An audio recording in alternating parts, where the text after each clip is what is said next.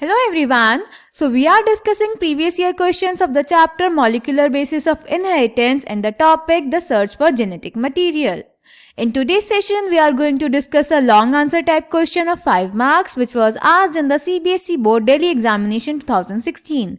So the question is, answer the following questions based on Hershey and Chase experiments. तो बेटा इस question में हमें हर्शी और चेस के एक्सपेरिमेंट पे बेस्ड कुछ क्वेश्चंस पूछे गए हैं, उनका आंसर करना है. So let's check the questions and their answers. तो बेटा A part is name the kind of virus they worked with and why. तो ए पार्ट में हमसे पूछ रहा है उन्होंने कौन से टाइप के वायरस के साथ काम किया और क्यों. तो बेटा उन्होंने बैक्टीरियोफेज के साथ काम किया था. बैक्टीरियोफेज बेटा वो वायरस होते हैं जो बैक्टीरिया को इन्फेक्ट करते हैं, और उन्होंने बैक्टीरियोफेज के साथ क्यों काम किया, क्योंकि उन्हें अपने एक्सपेरिमेंट में बैक्टीरिया पर ही इन्फेक्शन करवाना था. Clear?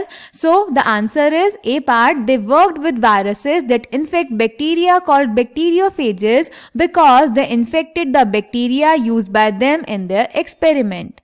Then beta B part is why did they use two types of culture media to grow viruses in? Explain. B part में बेटा हमसे पूछ रहा है कि उन्होंने वायरस को टू डिफरेंट कल्चर मीडियम में क्यों ग्रो करवाया था. तो बेटा इसका आंसर होगा उन्होंने जो अपना एक्सपेरिमेंट किया वो ये पता लगाने के लिए किया था कि जो जेनेटिक मटेरियल है वो प्रोटीन है या डीएनए, यानी वायरस से बैक्टीरिया में प्रोटीन जाता है या डीएनए, तो ताकि वो डीएनए और प्रोटीन को एक दूसरे से डिफरेंशिएट कर सके, इसीलिए उन्होंने वायरस को अलग अलग मीडियम पे ग्रो कराया था.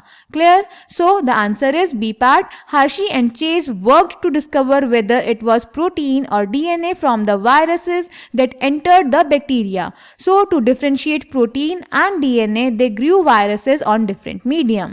Then beta C part is what was the need for using a blender and later a centrifuge during their experiments. इसके बाद बेटा C part में हमसे पूछ रहा है कि उन्होंने ब्लेंडर और सेंट्रीफ्यूज क्यों यूज किया था. तो बेटा जो ब्लेंडर था, ब्लेंडर उन्होंने इसीलिए यूज़ किया था ताकि जो वायरल कोड था वो उसको बैक्टीरिया से अलग कर सके, और सेंट्रीफ्यूज इसीलिए किया था ताकि वो वायरस पार्टिकल को बैक्टीरिया से सेपरेट कर सके. Clear? So the answer is C part. The viral coats were removed from the bacteria by agitating them in a blender. The virus particles were separated from the bacteria by spinning them in a centrifuge. Then D part is state the conclusion drawn by them after the experiment.